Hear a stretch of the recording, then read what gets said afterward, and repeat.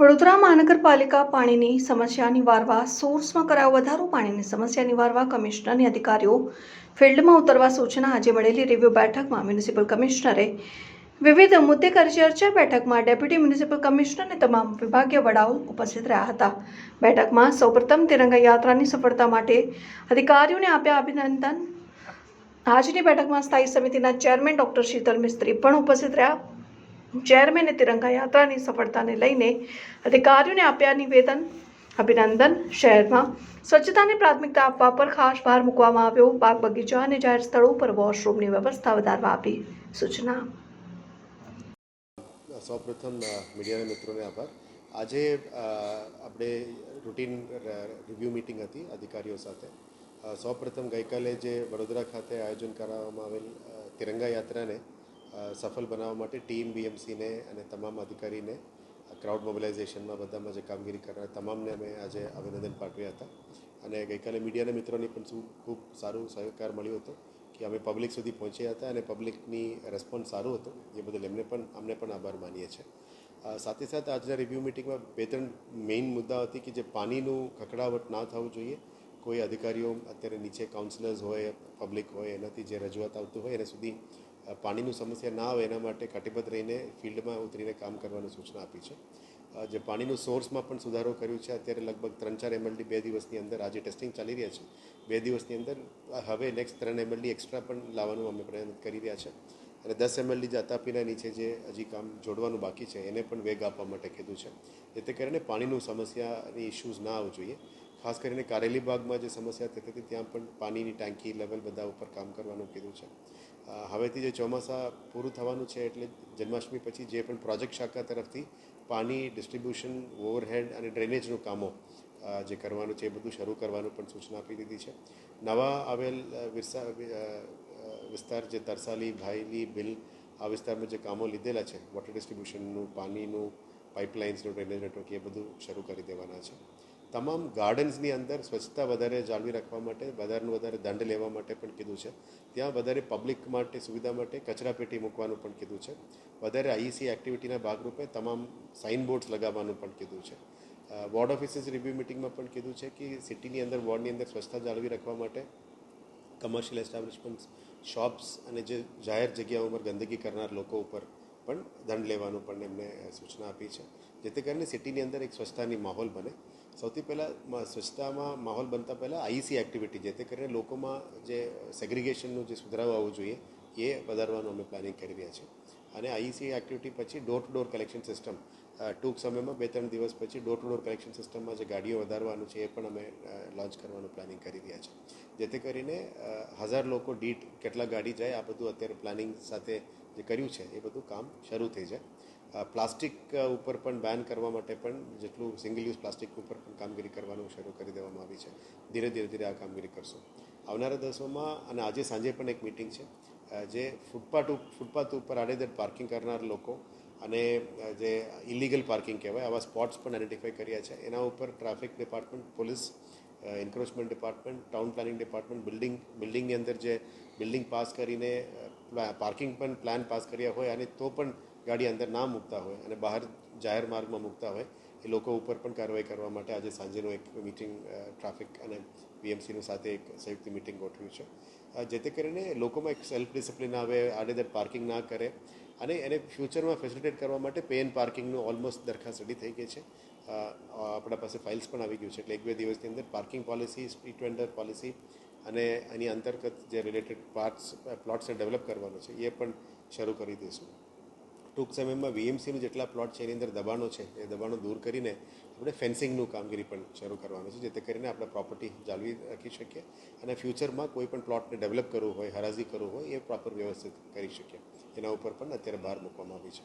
જે પણ સિટીની અંદર ડેવલપમેન્ટલ વર્ક છે, બ્રિજેસ હોય, પાણીનું લાઇન્સ હોય, ડ્રેનેજનું કામ હોય, રોડ રસ્તાને સુધારવાનું કામ હોય, હવે પેચવર્કનું સમય ઓલમોસ્ટ પૂરું થવાનું માંડ્યું છે, એટલે પરમનન્ટ રીસર્ફેસિંગનું કામ આ બધું અત્યારે હાથ ધરવામાં અમે નક્કી કર્યું છે. એટલે આવનારા દિવસોમાં સ્વચ્છતા, રોડ્સ, વોટર, ડ્રેનેજ અને સાથે જે હરિયાળી વડોદરા છે અમે મિશન 2 મિલિયન ટ્રીઝમાં અમે એક પેડ માં કે નામને અમે નક્કી કરવામાં આવ્યું છે, એને આગળ લઈ જવા માટે પ્લાનિંગ શરૂ થઈ ગઈ છે. આવનારા દિવસમાં સિટીઝન એન્ગેજમેન્ટના ભાગરૂપે કેવી રીતે વધારે પબ્લિકને એન્ગેજ કરી શકાય, હેરિટેજની ઇમારતો આગળ કાર્યક્રમો કરીને લોકોની જે ટેલેન્ટ છે વડોદરામાં એ લોકો 5-5 મિનિટ કેવી રીતે પરફોર્મ કરીને એમને ટેલેન્ટ બહાર પાડી શકાય એવા માટે પ્લેટફોર્મ્સ વીએમસી દ્વારા કરવામાં આવશે, જેથી કરીને ફોકસ આપણા હેરિટેજ ઉપર પણ રહેશે અને આને સાથે સાથે લોકોનું પરફોર્મન્સ સ્ટેજ પણ મળે. ત્રીજું, ગણેશ વિસર્જન માટે તળાવોની જે શુદ્ધિકરણ છે, તૈયારીઓ કરવાના છે, એના બાબતમાં પણ તૈયારીઓ શરૂ કરી દેવા માટે સૂચના આપી છે. અને દશામા તળાવની જે મૂર્તિਆਂ પ્રોસેસ કરીને એને પણ નિકાલ કરીને અત્યારે સેફલી ડિસ્પોઝ કરવાનું છે, એના ઉપર પણ કામગીરી શરૂ કરી દેવામાં આવશે.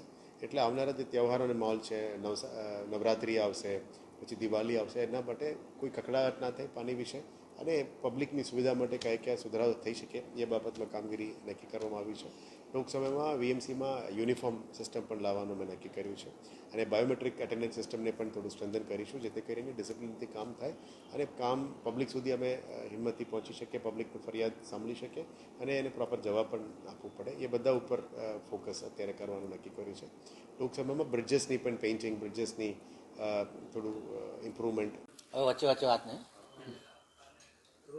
ચેરમેન, આજે રિવ્યુ બેઠક મળી હતી મ્યુનિસિપલ કમિશનર અને આપની અધ્યક્ષતામાં. કયા બાબતોને લઈને સૂચનો કરવામાં આવ્યા છે આપ દ્વારા? ખાસ તો કહી શકાય કે આઝાદીના અમૃત મહોત્સવમાં 79મો સ્વતંત્રતા દિવસની ઉજવણી થઈ. તિરંગા યાત્રા ખૂબ સક્સેસફુલ. માનનીય કમિશનર શ્રી અને મ્યુનિસિપલ કોર્પોરેશનના તમામ સ્ટાફ મેમ્બરો જે ખડે પગે મહેનત કરી એ તમામને અભિનંદન ચૂંટાડી પાત્રથી આપ્યા. ખાસ કરીને આવનારા દિવસોમાં જે તહેવારની સિઝન આવે એમાં હમણાં જ દશામાનું વિસર્જન થયું છે, એની મૂર્તિઓ એ તળાવમાંથી ખાલી કરી અને કોઈની લાગણી દુભાઈ નહીં એ રીતે આ મૂર્તિઓનું ક્રશિંગ થાય અને નિકાલ કરવાની પ્રક્રિયા કેવી હોય છે એ બાબતની ચર્ચા કરી. આ તળાવો ખાલી થાય તો ગણેશ વિસર્જન માટે પણ વાપરી શકાય. ગણેશ વિસર્જનના તળાવો જે ગઈ વખતે બનાવ્યા હતા એના પ્લાસ્ટિક બદલવાના, પાણી ભરવાનું હોય, આજુબાજુ બેરિકેડિંગ કરવાનું હોય, એની તૈયારી વહેલી તકે ચાલુ થાય જેથી કરીને છેલ્લી ઘડીએ દોડાદોડ ન થાય.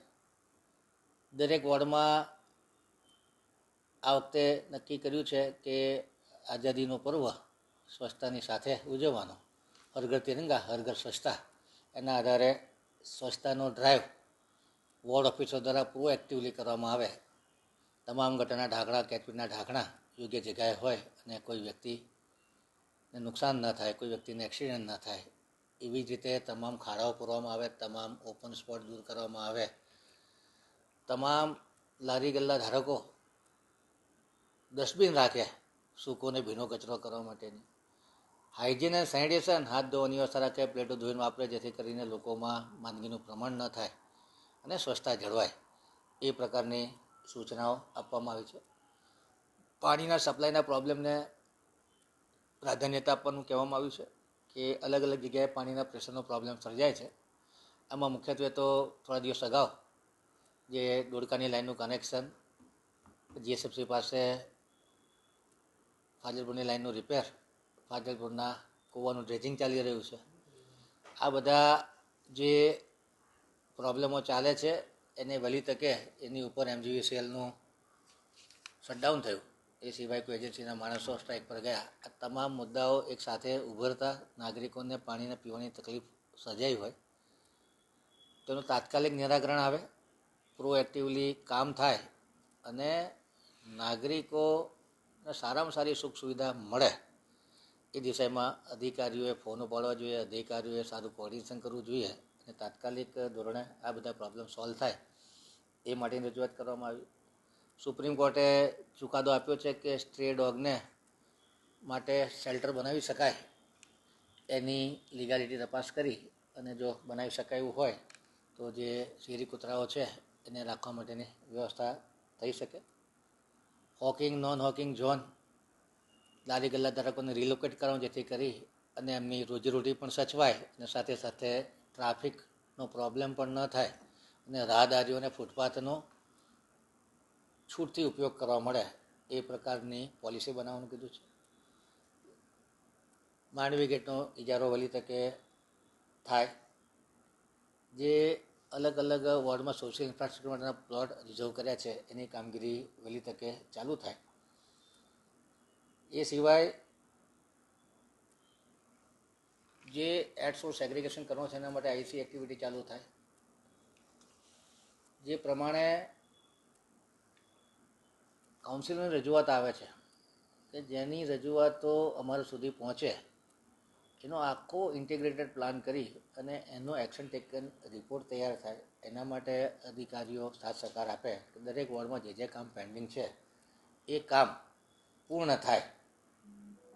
ખાસ કરીને કમાટીબાગનો બ્રિજ બનાવવાનો છે, કમાટીબાગની રિટેનિંગ વોલ બનાવવાની છે, પરશુરામ ભઠ્ઠા માટેની કલવટો બનાવવાની છે, નિઝામપુરા અતિથિગૃહ પાસેની કલવટ વાઇડનિંગ કરવાની છે, સિક્યુરિટીના ઇજારા કરવાના છે, પ્યુનના ઇજારા પતી ગયા છે એ કરવાના છે. પ્લાન્ટેશનનો ડ્રાઈવ પણ એક મેગા ડ્રાઈવમાં જનઆંદોલનો પરિવર્તિત થાય જેથી કરીને વૃક્ષારોપણમાં ગતિ લાવી શકાય. ઈ ચાર્જિંગ સ્ટેશનનું કામગીરી કેટલે પહોંચી છે, તમામ લોયરોની પેનલનો રિવ્યૂ થાય, કેટલા કેસો પેન્ડિંગ છે, કેટલા આર્બિટ્રેશનના કેસો આવે છે જેમની સાથે સમાધાન કરવાની જરૂર હોય એ પેનલ બનાવી અને સમાધાન કરી શકાય. નવા એન્જિનિયરોને રિક્રુટમેન્ટ કરવાની જરૂર છે, નવા ટાઉન ડેવલપમેન્ટ ઓફિસરને રિક્રુટ કરવાની જરૂર છે, સિટી એન્જિનિયર, પાર્ક્સ એન્ડ ગાર્ડનના ડાયરેક્ટર. અને ખાસ કરીને કહી શકાય કે ન્યાય મંદિર છે એનું રિનોવેશન કરી શકાય. જે કાલુપુરા એપીએસ છે એનું પણ ટેન્ડર ઊંચા ભાવે આવેલું છે અને એ જોડે પણ નેગોશિએટ કરી અને 4 દરવાજા વચ્ચે જે ડ્રેનેજની સમસ્યાઓ છે એનું ઝડપથી નિરાકરણ થાય એ દિશામાં વિવિધ સૂચનો કરવામાં આવે છે. ખાસ કરીને સ્ટાફ વધુ પ્રોએક્ટિવ બને, નાગરિકોને ફોન ઉઠાવે, પોતાના એરિયામાં જાતે વિઝિટ કરે અને પાણીની સમસ્યા, ગટરની સમસ્યા અને સ્વચ્છતાની સમસ્યા એનું તાત્કાલિક પ્રોએક્ટિવલી નિરાકરણ થાય. કે નાગરિકો કાઉન્સિલરને ફોન કરે અને કાઉન્સિલર અધિકારીઓને ફોન કરે એના બદલે અધિકારીઓ જાતે પ્રોએક્ટિવલી પોતાના એરિયામાં ફરી અને જે કોઈ કરેક્શન કરવાના હોય કરે તો પ્રજાની સુખ સુવિધામાં વધારો થાય અને જે અસંતોષનું વાતાવરણ હોય એ પણ ઓછું થાય અને લોકો કોર્પોરેશન પર વધુ વિશ્વાસ રાખતા થાય. કોર્પોરેશનનો રિસ્પોન્સિવનેસ સારી હોય, સંવેદનશીલતા સારી હોય અને કોમ્યુનિકેશન સારું હોય તો મને લાગે છે કે જે પ્રમાણે કોર્પોરેશન દ્વારા મોટા પ્રમાણમાં કામગીરી થઈ રહી છે એને પણ લોકો એપ્રિશિએટ કરશે. એટલે લોકો જોડેનો વ્યવહાર સુધરે, લોકો જોડે કોમ્યુનિકેશન સારું થાય અને સંવેદનશીલતાથી પ્રોબ્લેમનું સોલ્યુશન ઝડપથી કરવામાં આવે તો મને લાગે છે કે જે લોકોનો વિશ્વાસ કોર્પોરેશનમાં છે વધશે અને લોકોની સર્વિસમાં પણ સુધારો થશે.